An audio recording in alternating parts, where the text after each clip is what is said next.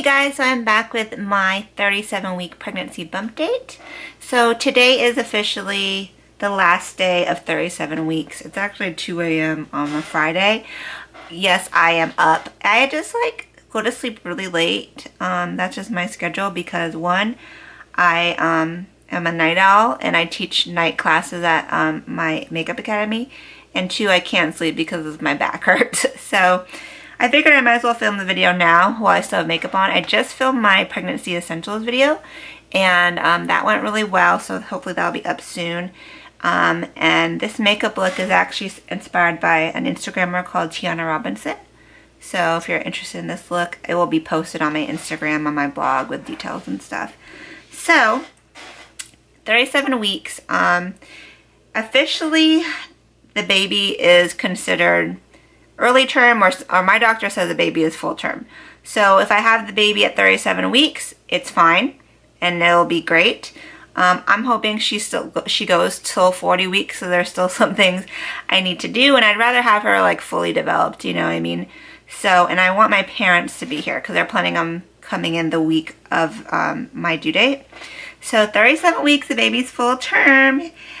She's the size of a honeydew melon, approximately 6.5 pounds, between 19 and 22 inches. Again, who knows really how big she is because I haven't been having ultrasounds because my pregnancy has been normal.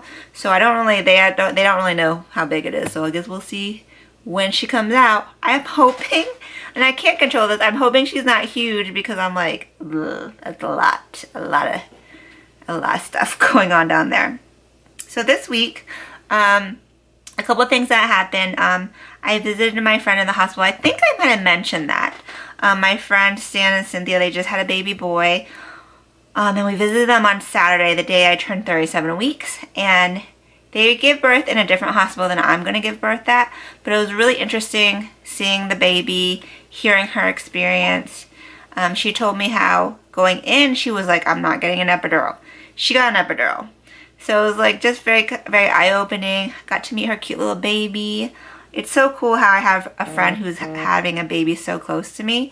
And then I actually went back and visited her today. I brought her toilet paper and a Pepsi. And she was definitely like giving me the real deal. Like she has been a mommy for about 5 days and she was telling me about, you know, how it was emotional and breastfeeding was difficult, but she has her ups and downs. So it feels really good to talk to somebody close who's going through the same thing as me, and she's kind of giving me like tips already. So I love that. And it's gonna be me next. So also this week I had my weekly doctor's appointment for 37 weeks. So it was very quick. I didn't really have any questions. She just did the typical thing that she does, but she did give me a lot more instructions this time.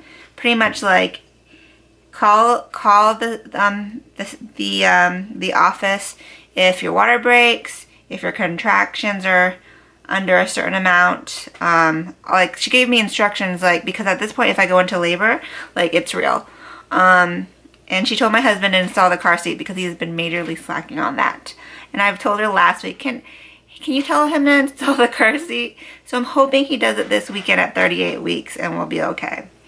But he's just been so busy with work, so yeah, everything is cool. The doctor, I asked her, I was like, did you get an epidural? And she has 2 babies, or she has 2 kids, I don't know how old they are, and she did get an epidural. So that's why I'm kind of like, I'm on the fence about it, because you guys know I talked about hypnobirthing and natural birth, but my door isn't closed to an epidural, and now that my friend got an epidural who was totally going to go natural, what I think I'm going to do is go as natural as long as possible. And then if I need to, I'll get an epidural and I won't feel guilty about it. They say with your first, when I took the labor and delivery class, with your first baby, you can pretty much get an epidural like at any time. But they want you to go through some active labor first because it's good, it's like best for you. And then if you want to get the epidural, you can. So I don't know, I've been kind of thinking about that, seeing how I feel about that. This week I've been finalizing my hospital bags. They've actually been packed for like 4 weeks, but there have been like a couple items that I hadn't gotten yet. So I recently got a second heating pad. I'm keeping my heating pad at home and I'm packing one for the hospital. I got a pair of sweatpants and a nursing tank to add to my going home outfit because I heard that you want something where you can whip out the boob really quick, especially on the last day, because you're still going to be breastfeeding, and you don't want like tight maternity leggings, which was what I had originally packed. So I have some like cheap big sweatpants in there that I added. I'm adding like a portable speaker, some essential oils, stuff that my hospital actually told me to bring, like on their packing list. So I'll plan to film that video this week as well. So stay tuned for that. This week has still been kind of exhausting. I'm still nesting, but really it's because we had that big renovation. So I've been moving stuff from our bedroom downstairs, upstairs, back to downstairs where our new bedroom is.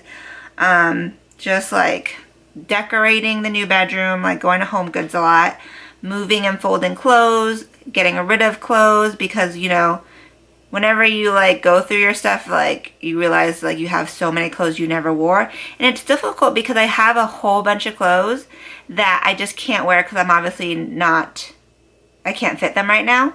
So it's like hard. I'm like, am I going to be able to fit that? Maybe, maybe not. I don't know. So a lot of the clothes that I can't fit, I put on a clothing rack on the other side of my basement for storage.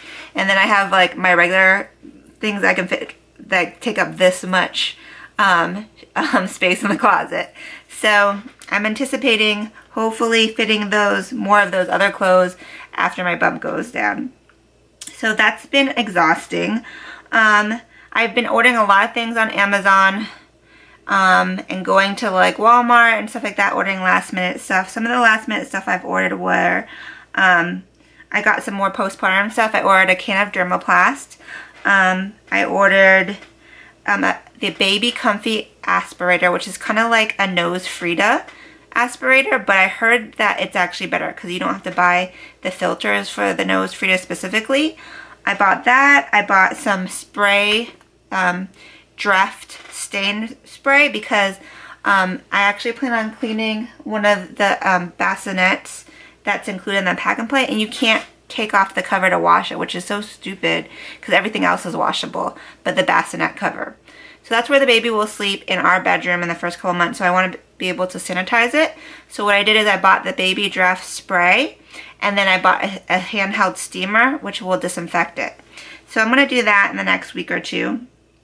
My nursery is pretty much done. The only thing I have to do now is I have a couple of pictures that I want to hang on the wall to make like a collage on one empty space on the wall. But I need someone to help me with that, and my husband's like always working because he's going through a major renovation at his club, and then he has his corporate job. So I need someone to tell me if the pictures are straight. But that's on my to-do list by this weekend as well. I got my hair done this week. Not this week, today really. So as you can see, I have highlights, fresh highlights. Oh, the roots are gone. So I know it's kind of controversial with dyeing your hair. My hairstylist has been doing my hair this whole time, but I looked it up and I asked a doctor friend, as long as you don't put bleach on your scalp, you're okay. So really up until now, she didn't do really highlights. She was just doing like an ammonia-free dark brown on my roots. But I told her, I was like, let's just go ahead and do highlights today. The bleach isn't technically touching the scalp. And like, I just want to get them nice and fresh because I know I'm not going to come in during that first 2 months or so. Like, my hair is going to just grow. So, because I was there from like 11:30 to 4:30. So it was like a long hair process, you know. So I figured I might as well get my hair done before I go into lockdown. Something else that I did is I cut down my nails. I used to have S&S and they were really nice, like really nice and long, and I was just like, okay, I probably shouldn't have my long nails anymore with this baby, and like I want to kind of give my nails time to recuperate because they were getting thin, and so I cut them down like medium and they were breaking. So then I ended up just cutting them down to the nub. I removed the S&S all on my own, which was a pain in the butt. But you see how they're super thin? All I have now is like a nail strengthener clear coat, and that's it. And they're really, really short and not cute. I took off my tail nail polish too because they was chipping so bad, but I can't even get down there to paint. So I do think I might go ahead and go get a pedicure in the next week or two because my feet need it, and my feet are just swollen. My legs just look big. Like they don't look cute. So I feel like that would be a nice little treat in the next 2 weeks. So technically I only have 2 weeks left. Isn't that crazy? Might go before, might go after. I don't really know, but it's really wrapping up, trying to do all the last minute stuff. So that's everything that was on my to-do list, and everything I did for 37 weeks. So it's crazy. Actually next week is my last week of work, so 38 weeks will be kind of like winding down. But I will come back and share that all with you. So I almost forgot to show my bump. I always forget. So actually, you know, I told you I was cleaning out my closet, going through and purging stuff. I found this old Cynthia Rowley dress from like TJ Maxx. I think I got it. Like, I got it maybe like 3 years ago when I was buying a lot of black for my makeup artist wardrobe. So it's actually like a regular dress, but it's empire waist. I'm not wearing a bra, sorry. But it's like super stretchy. And I wore this out today when I went to get my hair done. I went to Home Goods. And I think people were like, oh, like I literally heard someone saying, oh, you look so cute. Because this belly just makes me look so big. Do you see? Especially when you wear empire waist like that. So this dress was very comfy. It's a little faded, but yeah. This is the belly. So, you know, dresses are the way to go right now. I'm not even messing with pants for these last couple weeks. It's all about dresses. So I hope you guys enjoyed this bump date. Check out makeupbyrenren.com for a full post with my updates and recap and all that good stuff.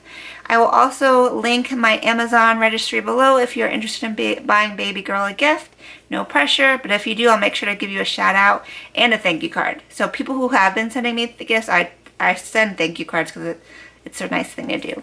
So that's it for now, and until next time, I hope you guys have a great night. Ciao, Bellas.